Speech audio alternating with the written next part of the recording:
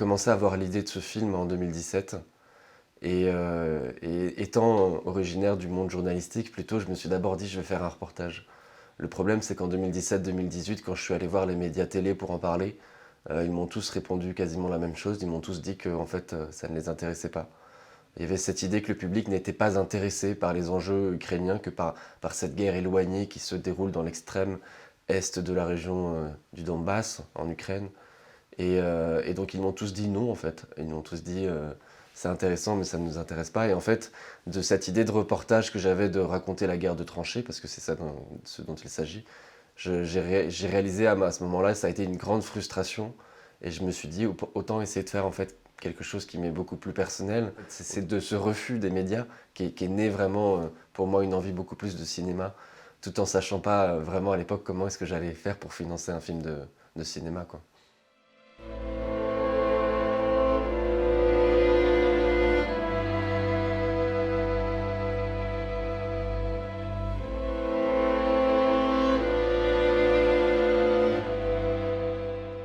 L'Ukraine, c'est un pays dont on parlait assez peu, alors qu'il se passait énormément de choses ces 8 dernières années. Et c'est vrai qu'on a toujours l'impression, quand on parle de la guerre en Ukraine maintenant, quand on en parle, que la guerre a commencé il y a quelques mois avec l'invasion. Mais en fait, ce qu'il faut vraiment comprendre, c'est que la guerre en Ukraine a réellement débuté il y a 8 ans. Alors certes, maintenant, l'invasion, c'est une intensité différente, mais c'est important de le comprendre. Et c'est en partie aussi l'objet du film. C'est essayer de raconter cette guerre qui durait depuis 8 ans et qui n'intéressait plus personne. C'est ça qui est intéressant vraiment avec cette guerre ces 8 dernières années, c'est qu'il y avait une sorte de codéification. C'est-à-dire que les deux camps utilisaient des moyens militaires tout en sachant pertinemment qu'ils n'allaient pas prendre les positions de l'autre. Parce qu'officiellement, il y avait un cessez-le-feu, il y avait des accords de Minsk qui sont négociés mais qui n'ont jamais été réellement appliqués et dont on parle assez, dont les soldats parlent souvent dans le film. C'est pour ça qu'en fait, des fois, ils ne peuvent pas répondre aussi militairement. Il y a un moment donné dans le film où ils demandent à leur état-major est-ce qu'on peut répondre, et leur état-major leur répond non, donc ils doivent attendre militairement, ils n'ont pas le droit de répondre. Et c'est ça qui est intéressant, c'est qu'ils se font la guerre tout en sachant pertinemment qu'ils ne prendront pas la position ennemie. Et effectivement, dans la mesure où il y avait ces accords de cessez-le-feu qui normalement devaient être respectés, chaque camp s'affrontait mais en utilisant des moyens militaires assez proportionnés. C'est-à-dire qu'ils pouvaient utiliser ce qu'on appelle des antitanks, des missiles, des mortiers, tout ce qui est voilà, fusil d'assaut, etc. Mais par contre, on n'utilisait pas les avions, on n'utilisait pas les tanks ou les véhicules blindés. Certains véhicules blindés, oui, mais pas les tanks, ni les drones d'ailleurs. Alors qu'aujourd'hui, maintenant, tout est utilisé dans le conflit. Mais à cette époque, il y avait cette idée de si on utilise un moyen militaire qui est plus important, plus destructeur, alors va y avoir une escalade des tensions et on arrivera dans une guerre totale. Ce qui a fini par arriver. Mais ce que je veux dire, c'est qu'à l'époque, il y avait, voilà, les deux camps se disaient quand même, on se fait la guerre, mais qu'avec certains moyens. Et c'est ce qui est assez déroutant en fait. Parce que des fois, en fait, tout d'un coup, il y avait un bombardement à 5 heures du matin. Pourquoi? Personne ne savait. Quel était le but de ce bombardement? D'un point de vue militaire, il n'existait pas, ils n'attaquaient pas la tranchée, mais ils venaient faire du dégât. C'était du harcèlement en fait, c'était de la déstabilisation sans arrêt d'un camp et de l'autre. Après avoir passé 4 mois sur le front, j'ai compris que eux voulaient vraiment essayer de respecter ce cessez-le-feu. Parce que c'était la plupart du temps eux qui répondaient, ou alors qui ne répondaient pas, mais c'était jamais eux qui ouvraient les hostilités, qui commençaient en premier à tirer. Et c'est souvent la question, moi aussi, que je me pose, c'est pourquoi est-ce que les séparatistes et les Russes continuaient à entretenir cette guerre? Alors, je me la pose et en même temps, j'ai des éléments de réponse. Je pense que le fait que la guerre perdure dans un pays, c'est ce qui a poussé à déstabiliser au final le pays pendant 8 ans et ça l'a empêché de se développer, ça l'a empêché peut-être de candidater à l'Union européenne, ce qui est fait maintenant, d'intégrer des espaces économiques européens et au final c'est ce que voulait à mon avis Vladimir Poutine. C'était perturber, déstabiliser un pays pour qu'en fait il ne puisse pas intégrer d'autres espaces économiques et devenir ce qu'il considère lui comme un danger.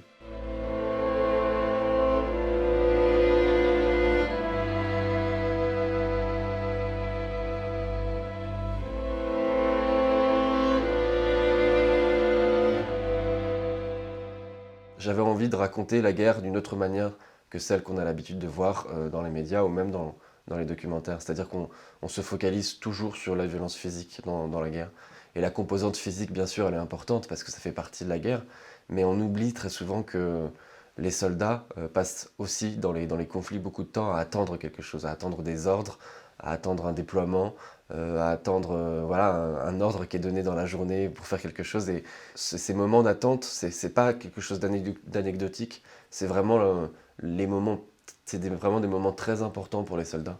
Parce que c'est à ce moment-là qu'ils vont se poser des questions très fortes, personnelles, existentielles, sur la raison de leur venue, de la raison de leur engagement, et puis aussi ils se posent aussi beaucoup de questions sur ce qu'ils vont faire après, etc. Donc en fait, les moments d'attente sont particulièrement importants dans la vie des soldats sur le front, et c'est ça que j'avais envie de montrer aussi.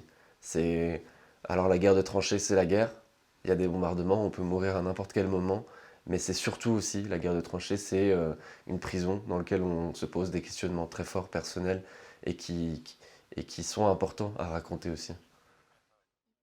Знакомые, да, там знакомые какие-то из Днепра, там еще откуда, которые знали, ну, типа, там, попостят, там, свечечку поставят на фотографию себе, на авку.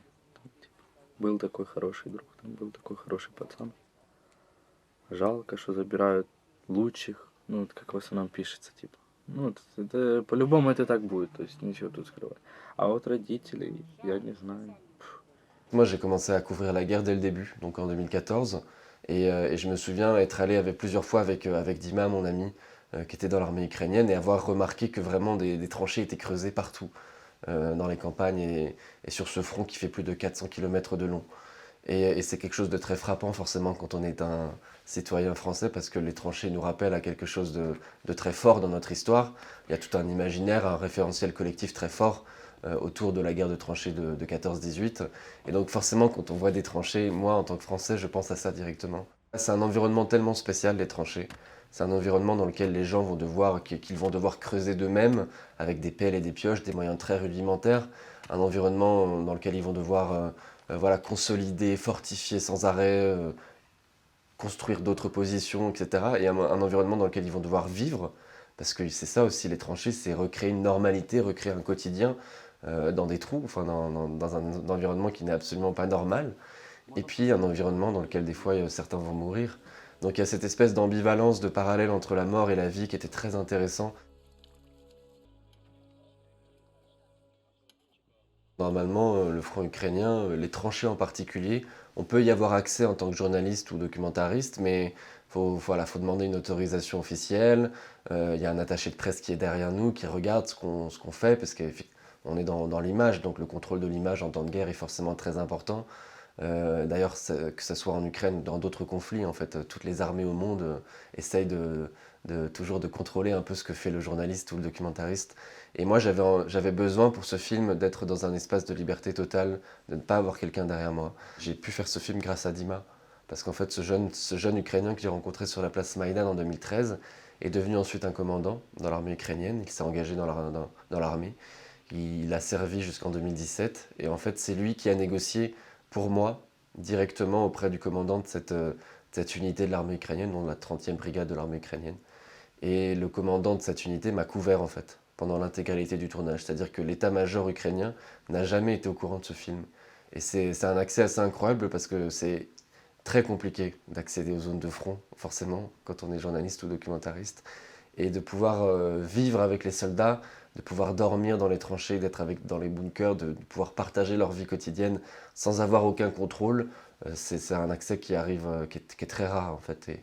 Et moi, du coup, voilà, j'ai pu rester pendant 4 mois avec ces soldats dans la 30e brigade de l'armée ukrainienne, et j'ai pu vivre avec eux, et c'est comme ça que j'ai construit aussi une proximité, sachant que j'étais tout seul, avec Dima qui était là aussi des fois pour m'épauler, qui aussi assurait ma sécurité, mais sinon j'étais tout seul euh, au jour le jour à filmer et à vivre avec eux, quoi.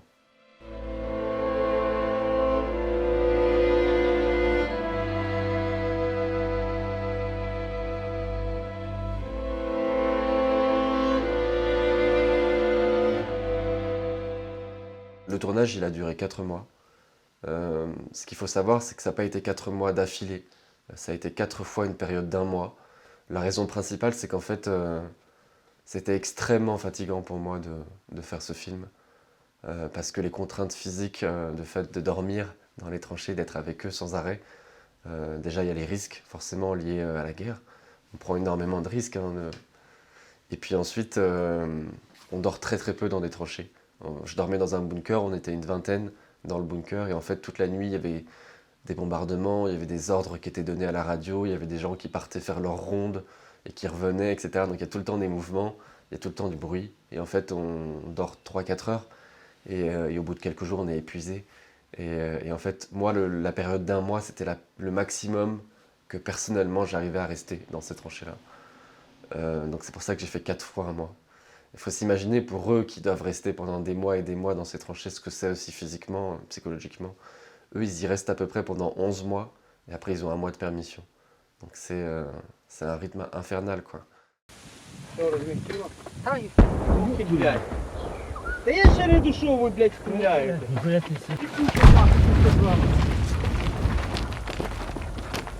Герает!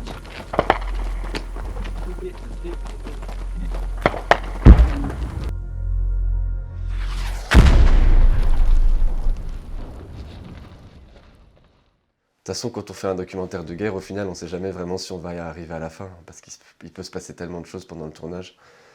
Il y a eu cette scène de bombardement qu'on voit à peu près au bout de 15 minutes dans le film, où en fait des obus tombent sur le bunker et on est tous terrés au fond du bunker en attendant que ça cesse. Et en fait, cette scène, on ne s'en rend pas compte, mais elle a duré des heures.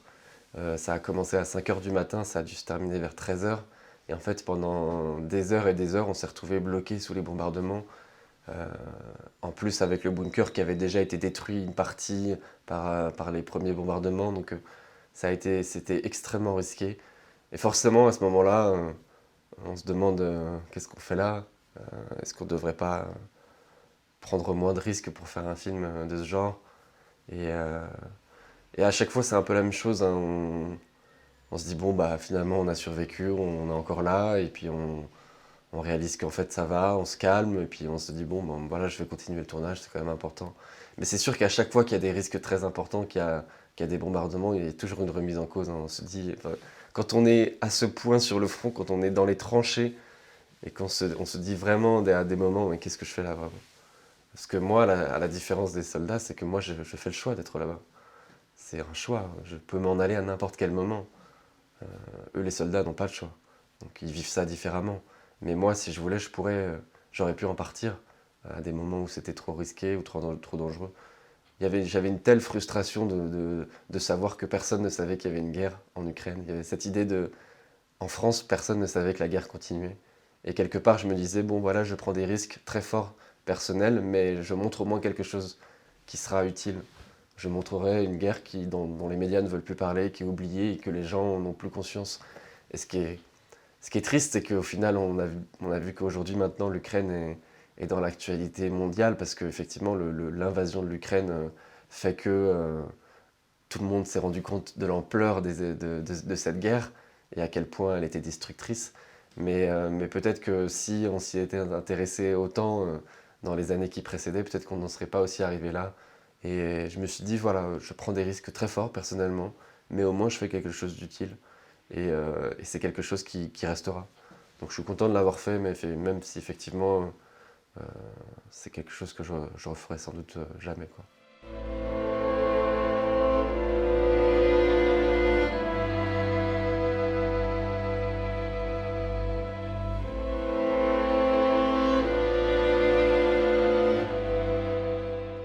Il y a 3 personnages principaux vraiment. Après, voilà, il y a plein de soldats qu'on voit, qu'on entend et qui parlent, mais qui ne sont pas vraiment les personnages principaux. Il y a le personnage d'Oleg, qui est un jeune Ukrainien qui a décidé de s'engager pour des raisons forcément patriotiques, mais aussi pour des raisons financières, parce qu'en fait, il avait besoin aussi d'avoir un peu d'argent de côté. Et en fait, l'armée ukrainienne, à partir de 2014, a dû renforcer son armée et donc a proposé des salaires assez bons pour l'Ukraine dans le contexte de la vie dans le pays. Faut savoir qu'un soldat ukrainien, il est payé à peu près 1200 € par mois, alors que le salaire moyen en Ukraine, c'est entre 200 et 300 €. Donc en fait, il y a beaucoup de jeunes qui s'engageaient comme Oleg, qui se disaient, je vais faire 2-3 ans de contrat dans l'armée, ce qu'on appelle un contrat court, je mettrai un peu d'argent de côté, et puis ensuite je me lancerai dans la vie active. Et donc il y a beaucoup de jeunes, très jeunes, 18, 19 ans, qui sont dans cette optique-là, alors qui partagent les raisons patriotiques, mais qui sont aussi voilà, pour des raisons financières. Sauf que ces jeunes ne se rendent pas compte à quel point cette expérience va les bouleverser. Ils ne se rendent pas compte à quel point la tranchée, cet environnement, va les transformer à tout jamais et qu'ils en ressortiront avec des traumatismes très profonds. Et c'est ça l'histoire d'Oleg. Et c'est ça qui m'a intéressé dans son parcours, c'est que c'est un jeune qui est un peu perdu, qui s'est dit je vais gagner un peu d'argent dans l'armée et ensuite je ferai quelque chose de ma vie, et puis en fait qui n'a jamais réussi. Une fois qu'il est revenu à la vie civile, à réintégrer cette vie civile, parce qu'en fait il est sorti traumatisé de cet environnement.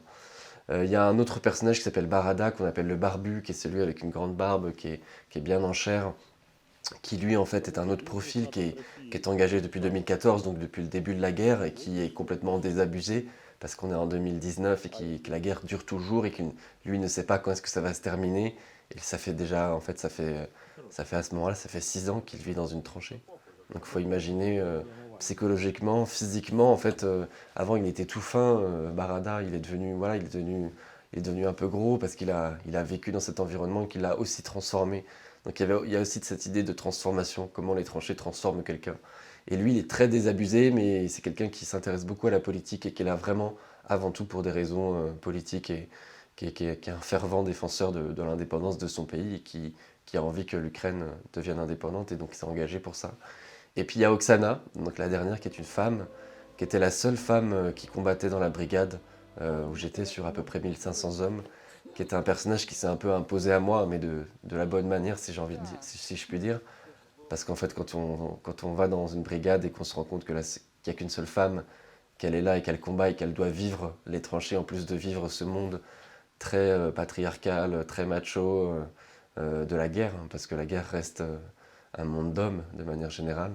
Bah, du coup, je me suis dit, voilà, je ne peux pas raconter la vie de ce bataillon sans raconter aussi un peu la vie de cette femme. Qu'est-ce que c'est que pour une femme de vivre dans une tranchée? Qu'est-ce que c'est que de vivre dans des espaces très réduits, très, très, très petits, en présence de nombreux hommes? Qu'est-ce que c'est que, comment on fait d'un point de vue de son intimité personnelle? Comment est-ce qu'on vit aussi le fait d'être une femme, voilà, au jour le jour? Et puis elle, Oksana, elle a eu un parcours de vie aussi qui est vachement, vachement prenant. Enfin, je veux dire, elle a été mariée avec un homme qui la battait. Elle a décidé de s'en détacher, de divorcer, mais elle s'est retrouvée sans ressources et sans revenus. Elle a fait un temps, elle a travaillé un temps à l'usine, et puis après, elle s'est dit que en fait, ça lui convenait pas parce que les conditions de travail étaient catastrophiques et en plus, elle gagnait très peu. Donc, elle s'est dit aussi un peu comme Oleg, je vais faire un contrat court dans l'armée. Et donc, elle s'est retrouvée vraiment, elle a 2 fils. Donc, c'est vraiment une mère de famille qui a décidé de s'engager dans l'armée, qui se retrouve dans les tranchées. Et aussi un parcours de vie très intéressant à raconter. Voilà, c'est pour ça vraiment que j'ai choisi ces 3 personnages-là qui sont différents, mais qui amènent différentes composantes un peu au récit, quoi.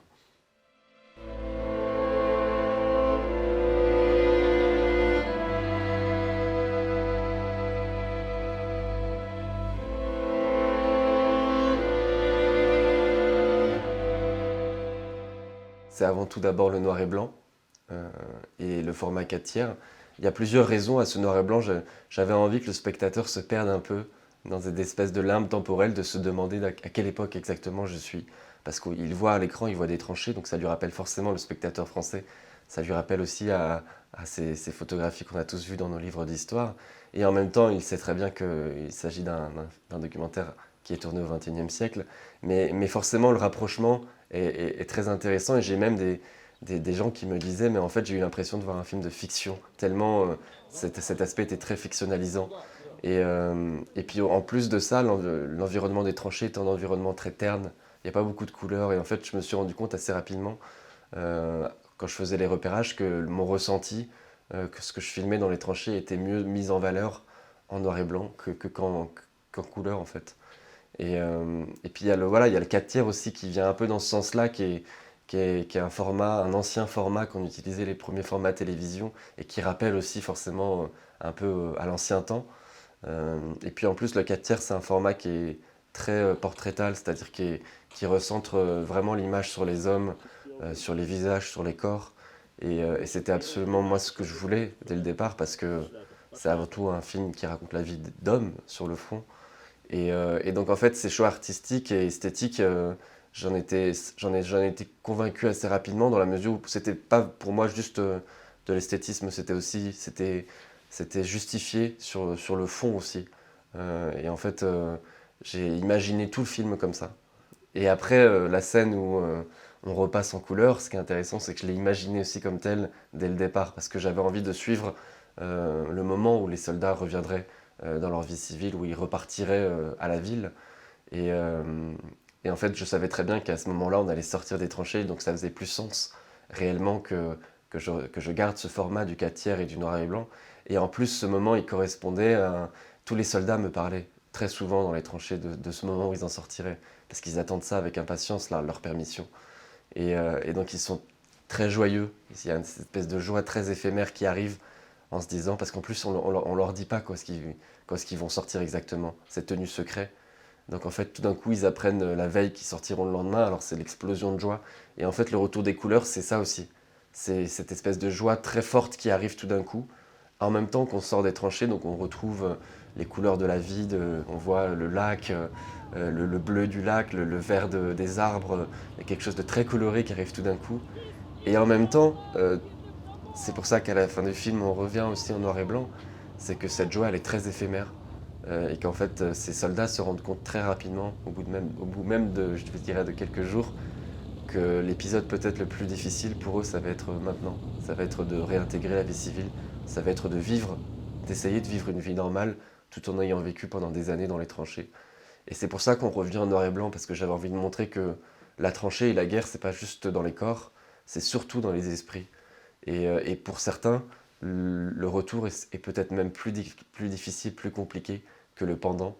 Et il y a cette scène de boîte de nuit à la fin où effectivement Oleg m'avait dit pendant tout le tournage, pendant que j'étais avec lui dans les tranchées, il m'avait dit tu vas voir, je connais une super boîte de nuit à Kiev, on ira tous les deux et on s'éclatera, ça sera la fin de ça sera la permission, ça sera la fin de la guerre, etc. pour lui. Et en fait, quand on est arrivé dans cette boîte de nuit, il avait le visage totalement fermé, il était absent. Il y avait dans ses yeux, on pouvait le voir directement, il n'était pas là. Et en fait, je me suis dit, c'est ça qu'il faut que je raconte. Au départ, je ne savais pas exactement comment j'allais terminer le film. Je me disais peut-être même que ça serait une fin heureuse, mais en fait, j'ai compris réellement cet aspect du retour au moment donné où je suis aussi retourné dans la vie civile avec ces soldats.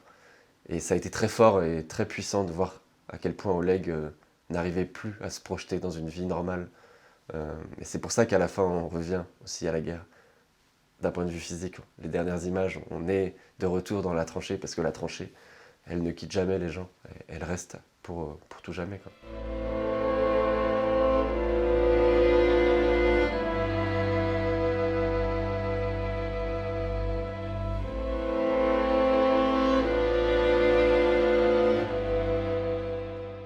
La musique, ça a été assez extraordinaire puisqu'on a fait appel à un compositeur qui est aussi un ami qui s'appelle Gustav Rudman, qui a composé donc de la musique orchestrale et qui l'a fait ensuite interpréter par un orchestre. Donc c'est un orchestre de 40 musiciens qui a composé sa musique. On avait envie que ça soit des musiciens qui jouent la musique parce on venait raconter dans ce film la psychologie des soldats, quelque chose de très humain, et on avait envie que ce soit des humains qui jouent ça pour que qu'on le voit vraiment pendant le film. Et la musique est vraiment très belle. Et en plus, cette musique, elle est d'habitude dans le documentaire, je trouve qu'on est souvent sur des nappes sonores, on est sur de la musique qui vient accompagner, mais qu'on n'entend pas vraiment. Et là, c'est une musique vraiment qu'on entend, euh, qui existe, qui est complètement extra-diégétique. C'est-à-dire qu'au moment où elle arrive, on s'en rend compte. Et elle vient accompagner, mais elle fait plus que ça, quelque part aussi. Elle raconte quelque chose d'autre, elle amène de la psychologie. Elle essaye de... C'est comme ça qu'on rentre vraiment dans la tête de ces personnages. Et ça a été extrêmement important, la musique, pour moi, et ça a été aussi extrêmement émouvant de pouvoir travailler avec Gustave euh, de manière très proche sur comment est-ce qu'on allait raconter la psychologie de ces personnages, comment est-ce que la musique retranscrivait des émotions, comment est-ce qu'on la mettait sur l'image et que les deux ne faisaient qu'un. Donc ouais, ça a été, la musique y est pour beaucoup dans le film, la musique tient un rôle très important.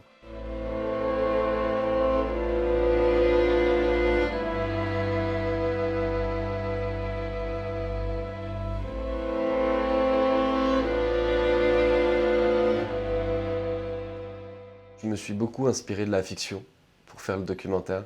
Forcément, il y a beaucoup de documentaristes de guerre que j'apprécie beaucoup, comme Christophe de Ponfilly, voilà, la section Anderson de Pierre Schoenhofer, etc. C'est des documentaires de guerre un peu légendaires qu'on a toujours en tête, mais vraiment pour faire le film, c'est plutôt des éléments de fiction qui me sont venus instinctivement, et j'aime beaucoup le cinéma soviétique.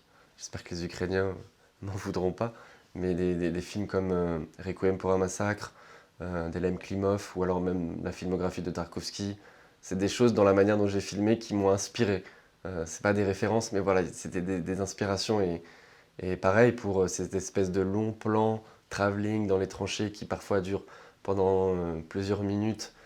Ça a été inspiré aussi de références de fiction. C'est Les Sentiers de la Gloire de Kubrick. C'est aussi ce film que j'aime énormément qui s'appelle Elephant de Gus Van Sant, dans lequel on suit ces personnages dans une école pendant de très longues minutes. Il y a très peu de plans.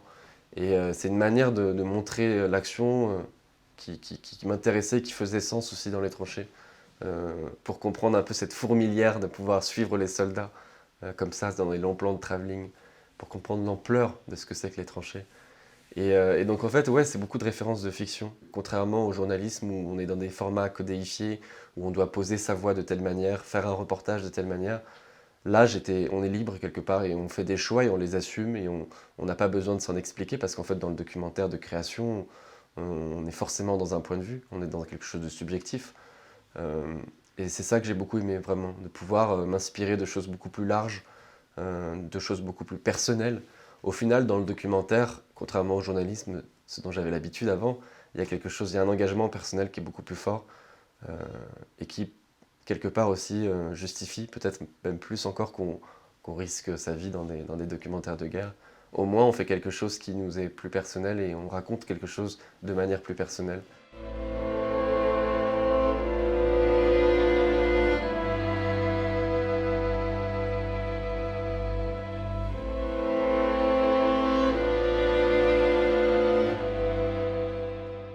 Les soldats ont vu le film, ils l'ont vu juste avant l'invasion. Donc je suis allé les voir sur leur position dans les tranchées début février. Et en fait, début février 2022. Et en fait, je leur ai montré le film et ils ont été très émus parce qu'ils se sont rendus compte vraiment à ce moment-là ce que j'étais venu faire. Parce que quand je leur parlais de mon film et que je leur disais c'est un documentaire en noir et blanc, 4 tiers, ils en avaient forcément pas une vision très précise. Ils se demandaient parfois vraiment ce que je faisais là, surtout que je restais très longtemps. Et quand ils ont vu le film, ils ont réellement compris. Et ça les a émus parce que c'était la première fois quelque part que quelqu'un montrait leur quotidien. D'habitude, les gens venaient leur poser des questions sur la situation militaire, sur les positions, sur voilà, les mouvements. Moi, je venais raconter leur vie. Et c'est quelque chose qui les a émus beaucoup. Malheureusement, maintenant, la situation est telle que, avec l'invasion, tout a changé, hein. Je veux dire, ils sont confrontés. Il y a des soldats du film qui sont morts. Il y a des soldats du film qui sont morts, qu'on voit à certains moments. Euh, et ils sont morts parce que l'intensité des combats et l'échelle des combats maintenant est bien sûr beaucoup plus importante qu'elle ne l'était ces dernières années. On est dans une guerre maintenant qui est une guerre totale. Ils sont restés dans les mêmes tranchées pendant 3 mois qui ont suivi le début de l'invasion. Donc ils ont résisté dans ces tranchées-là. Donc c'est dire aussi à quel point les tranchées, c'est un environnement défensif, tactique redoutable. Parce que même en utilisant tous les moyens militaires qu'ils avaient à leur disposition, les Russes ont mis 3 mois pour prendre ces tranchées-là. Là, ils ont dû se replier il y a quelques semaines dans une base arrière. Et forcément, ils sont tous exténués hein, parce qu'ils doivent se battre sans arrêt. C'est extrêmement dur pour eux parce qu'en plus, généralement, leurs familles ont dû fuir, sont plus dans les mêmes maisons parce que voilà, il y a 7 millions d'Ukrainiens qui ont fui leur maison hein, depuis le début du conflit. Donc ils doivent vivre les événements. Maintenant, la guerre, elle est partout. Elle n'est pas juste se localiser dans ces tranchées-là. Donc ils doivent vivre ces événements-là et en même temps combattre, et tout en sachant que leurs familles sont dans des situations très compliquées aussi. Donc c'est vraiment un sacrifice énorme. C'est un sacrifice énorme que ces soldats y font. Et malheureusement, je pense que la guerre, elle n'est pas prête de se terminer. Je pense qu'elle va durer très longtemps. Et je pense que ces soldats-là vont passer aussi par d'autres moments très difficiles.